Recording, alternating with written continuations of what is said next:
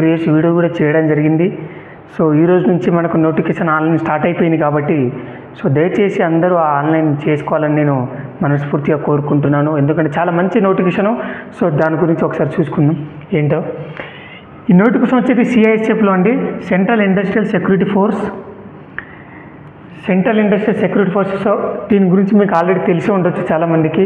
So ఇదే సిఐఎస్ఎఫ్లో కూడా చాలా రకాల నోటిఫికేషన్ వస్తూ ఉంటుంది ప్రతి సంవత్సరం. అందులో మీరు ఆల్రెడీ అప్లై చేసి ఉండొచ్చు. సో కొన్ని కారణాల వల్ల రాకపోవచ్చు. సో ఇది మరొక అవకాశం ఇవ్వడం జరిగింది సెంట్రల్ గవర్నమెంట్ నుంచి సిఐఎస్ఎఫ్ వాళ్ళు. సో దయచేసి దీంట్లో వేకెన్సీస్ కూడా చాలా ఇవ్వడం జరిగింది. సో దయచేసి ఈ అవకాశాన్ని సద్వినియోగం చేసుకోవాలని చెప్పేసి నేను కోరుకుంటున్నాను. సో ఆన్లైన్ స్టార్ట్ అయిపోయింది. సో ఎవరు మిస్ చేయకుండా ఇమ్మీడియట్లీ ఆన్లైన్ చేయడం, తొందరగా ఆన్లైన్ చేసుకోండి. ఎందుకంటే లాస్ట్ మూమెంట్లో మనకు సర్వర్ ప్రాబ్లం వచ్చే ఛాన్సెస్ ఉంటాయి కాబట్టి దయచేసి అందరూ తొందరగా ఆన్లైన్ చేయడం స్టార్ట్ చేయండి అని నేను కోరుకుంటున్నాను. సో చూద్దాం ఎట్లా అనేది ప్రాసెస్. సో రిక్రూట్మెంట్స్ వచ్చేసి కానిస్టేబుల్ ఫైర్ అండి. ఈ నోటిఫికేషన్ వచ్చేసి కానిస్టేబుల్ జాబు. అది డిపార్ట్మెంట్ వచ్చేసి ఫైర్ డిపార్ట్మెంట్. ఓన్లీ ఫైర్ డిపార్ట్మెంట్లో మీకు డ్యూటీస్ ఉంటాయి. ఓన్లీ మేల్కి మాత్రమే అండి, గుర్తుపెట్టుకోండి. ఓన్లీ మేల్కి మాత్రమే 2024 నోటిఫికేషన్ ఇది. మేల్కి మాత్రమే, ఫీమేల్కి లేదండి. నో. సో ఫీమేల్కి లేదండి, ఓన్లీ మేల్కి మాత్రమే. సో ఆన్లైన్ స్టార్టింగ్ డేట్ వచ్చేసి 31st 8 2024 అండి. సో ఆల్రెడీ మనకు ఆన్లైన్ అనేది స్టార్ట్ అయిపోయింది. సో దయచేసి అందరూ ఆన్లైన్ చేసుకోవాల్సింది నేను కోరుకుంటున్నాను. సో క్లోజింగ్ డేట్ వచ్చేసి 39 2024 అండి.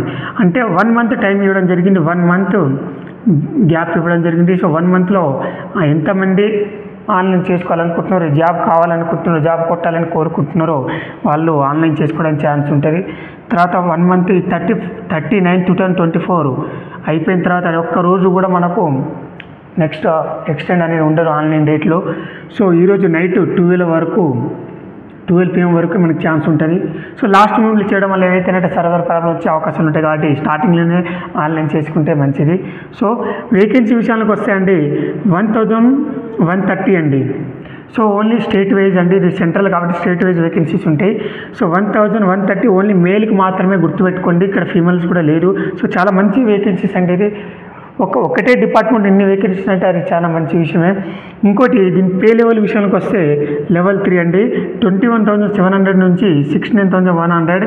సో ఎక్స్ట్రా అలవెన్స్ కూడా ఉండడం జరుగుతుంది. ఇది బేసిక్ పే అండి. ఈ 21,700 అనేది బేసిక్ పే. దీంతో పాటు ఎక్స్ట్రా అలవెన్స్ డిఏ అని, హెచ్ఆర్ఏ అని చెప్పేసి, టీపీటీ అని చెప్పేసి, రిస్క్ అలవెన్స్ చెప్పేసి ఎక్కువ అలవెన్స్ కూడా ఇవ్వడం జరుగుతుంటుంది. సో అది మన పోస్టింగ్ బట్టి ఉంటుంది. ఇంకోటి ఇది క్వాలిఫికేషన్ విషయానికి వస్తే 12th క్లాస్ అండి. 12th క్లాస్ పాస్ అయి ఉండాలి. అంతకంటే ఎక్కువ చదువుకున్న వాళ్ళు కూడా మంచిదే. సో మినిమం 12th అయితే సరిపోతాయండి జాబ్కి అయితే. దీంట్లో ఒకటి ఇచ్చింది ఏంటంటే విత్ సైన్స్ సబ్జెక్ట్ కంపల్సరీ కావాలన్నారండి. సో ఎవరైతే సైన్స్ బ్యాక్గ్రౌండ్ ఉన్నారో వాళ్ళకు ఎక్కువ ప్రియారిటీ ఇవ్వడం జరుగుతుంటుంది కాబట్టి చూడండి, సైన్స్ సబ్జెక్ట్ ఎవరు ఉన్నారో మిస్ చేసుకోకండి. చాలా మంచి అవకాశం ఇది. దీంట్లో ఏజ్ లిమిట్కి వచ్చేసి 18 years నుంచి 23 years అండి. అప్ టు దీంట్లో డేట్ ఇవ్వడం జరిగింది 39 2020. అంటే ఆన్లైన్ లాస్ట్ డేట్ వరకు 23 years కంప్లీట్ అయి ఉండాలి. లాస్ట్ డేట్ వరకు ఆన్లైన్ ఎప్పుడైతే లాస్ట్ డేట్ ఉందో 39 2024 అప్పటి వరకు 23 years కంప్లీట్ అయి ఉండాలి. ఇంకోటి ఆన్లైన్ క్లోజింగ్ డేట్ ఇది అయిపోయింది. Next should be born on 1/10/2001 to 39/2006 వరకు. ఇంతకంటే ఎక్స్ట్రా ఎవరైతే డేట్ ఆఫ్ బర్త్ ఉంటారో వాళ్ళకు యాక్సెప్ట్ చేయరండి. సరేనా? ఆన్లైన్ అప్లికేషన్ అది యాక్సెప్ట్ కాదండి. సో ఈ డేట్ ఆఫ్ బర్త్లోనే మనకు ఉండాలి. దీనికంటే ఎక్కువ ఉండకూడదు, వాళ్ళని యాక్సెప్ట్ చేయరు. దీంట్లో SC ST వాళ్ళకు 5 years ఏజ్ రాల్సి ఉంది. OBC వాళ్ళకు 3 years ఉంది. ఎక్స్ సర్వీస్ మ్యాన్కు 3 years ఉంది. ఇంకోటి సెలక్షన్ ప్రాసెస్ విషయానికి వస్తే అండి, దీంట్లో సెలక్షన్ ప్రాసెస్ వచ్చేసి ఫస్ట్ ఫిజికల్ అండి. అంటే PET, ఫిజికల్ ఎఫిషియన్సీ టెస్ట్. మనకు హైట్, వెయిట్, చెస్ట్ కొలవడం జరుగుతుంది ఫిజికల్ ఎఫిషియన్సీలో. దాంతోపాటు నెక్స్ట్ ఏంటి ఫిజికల్ స్టాండర్డ్ అంటే దీంట్లో వచ్చేసి 5 kilometer రన్నింగ్ అండి. గుర్తుపెట్టుకోండి బాయ్స్, 5 kilometer అంటే SSC GDలో 5 km ఉంటుంది. మీకు ఆల్రెడీ ప్రాక్టీస్లో ఉన్నారు కావచ్చు. అదే 5 km దీంట్లో కూడా ఇవ్వడం జరిగింది. సేమ్ అదే 24 minutes 26 అనుకుంటా, 24 26 అనుకుంటా. సో అదే టైమింగ్ అండి, సేమ్ SSC GD టైమింగే. సో 26 అనుకుంటా, 26 minutes. 26 మెరిట్. దీంట్లో మెరిట్ ఏమి ఉండాలంటే దీంట్లో జస్ట్ క్వాలిఫై ఉంటుంది, గుర్తుపెట్టుకోండి. సో 5 కిలోమీటర్ రన్నింగ్లో మెరిట్ ఫస్ట్లో 90 మినిట్స్లో 20 మినిట్స్లో కొట్టుకుంటా అని చెప్పేసి ఉరుకోవడం వల్ల ఏ ఉండదు ప్రైజ్లో. సో మంచిదే, కాకపోతే ఏంటంటే మెరిట్ ఏ ఉండదు. దీంట్లో అంతా క్వాలిఫై అనమాట. లాస్ట్ మినిట్లో వచ్చినా కూడా అందరి సేమ్గానే యాక్సెప్ట్ చేయడం జరుగుతుంది. So physical standard state 5 kilometre running అంతే అండి, వేరే ఈవెంట్స్ ఏం లేవు. మళ్ళీ దాని తర్వాత ఏమి ఇచ్చిందంటే డాక్యుమెంట్ వెరిఫికేషన్ ఇవ్వడం జరిగింది. ఫిజికల్ అయితే ఎవరైతే క్వాలిఫై అవుతారో దాని తర్వాత డాక్యుమెంట్ ఉంటుంది అదే రోజు. దాని తర్వాత ఏముంటుందంటే ఎగ్జామ్ ఉంటుందండి. ఈ డాక్యుమెంట్ వెరిఫికేషన్ అయిపోయిన తర్వాత మెరిట్ లిస్ట్ ఇవ్వడం జరుగుతుంది ఎగ్జామ్ కోసం. ఎవరైతే పీఈటీ పిహెచ్డి కంప్లీట్ చేసిన వాళ్ళకి ఎగ్జామ్ కోసం మెరిట్ లిస్ట్ ఇస్తారండి. దాంట్లో ఎగ్జామ్ ఉంటుంది. ఎగ్జామ్లో నో నెగిటివ్ ఎగ్జామ్ చాలా మంచి అవకాశం అండి. ఇప్పుడు వచ్చే ప్రతి ఒక్క నోటిఫికేషన్లో నెగిటివ్ మార్క్స్ ఇవ్వడం జరిగింది, కానీ దీంట్లో నెగిటివ్ మార్క్స్ లేవండి. ఇది చాలా అసలు అదృష్టం అనుకోవాలి మీది. ఎవరైతే ఈ నోటిఫికేషన్ కోసం ప్రిపేర్ అవుతున్నారో సీరియస్గా ఈవెంట్ అయితే ఎవరు కొడతారో వాళ్ళకి చాలా అదృష్టం అండి. ఎందుకంటే నెగిటివ్ మార్క్స్ లేవండి. ప్రతి ఒక్క నోటిఫికేషన్లో నెగిటివ్ మార్క్స్ ఇవ్వడం జరిగింది, కానీ దీంట్లో నెగిటివ్ లేదు. ఆల్రెడీ మన పీడిఎఫ్ కూడా ఆన్లైన్లో ఇవ్వడం జరిగింది. నేను దాంట్లో కూడా చెప్పడం జరిగింది, ఒక వీడియో చేయడం జరిగింది. ఆల్రెడీ టోటల్ పీడిఎఫ్ నేను ఎక్స్ప్లెయిన్ చేయడం జరిగింది. అందులో కూడా చెప్పడం జరిగింది. దాంట్లో కూడా నో నెగిటివ్ అని చెప్పేసి ఇవ్వడం నోటిఫికేషన్లోనే రాసి ఉందండి క్లియర్ కట్గా నో నెగిటివ్ మార్క్స్ అని చెప్పేసి.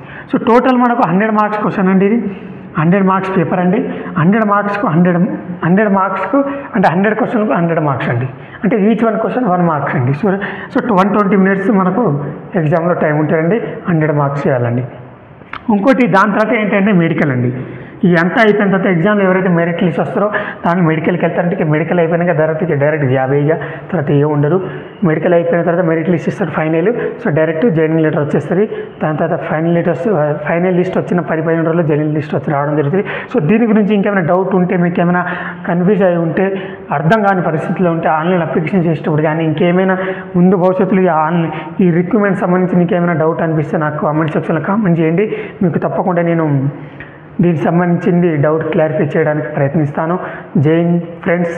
నా ఛానల్ ఎవరైతే ఫస్ట్ టైం చూస్తున్నారో వాళ్ళు కొంచెం సబ్స్క్రైబ్ చేసుకోండి, ఫాలో చేయండి. మీకు ఉపయోగపడే ఇన్ఫర్మేషన్ ఎప్పటికీ ఎల్లప్పుడూ నేను అందిస్తూ ఉంటాను. జై హింద్.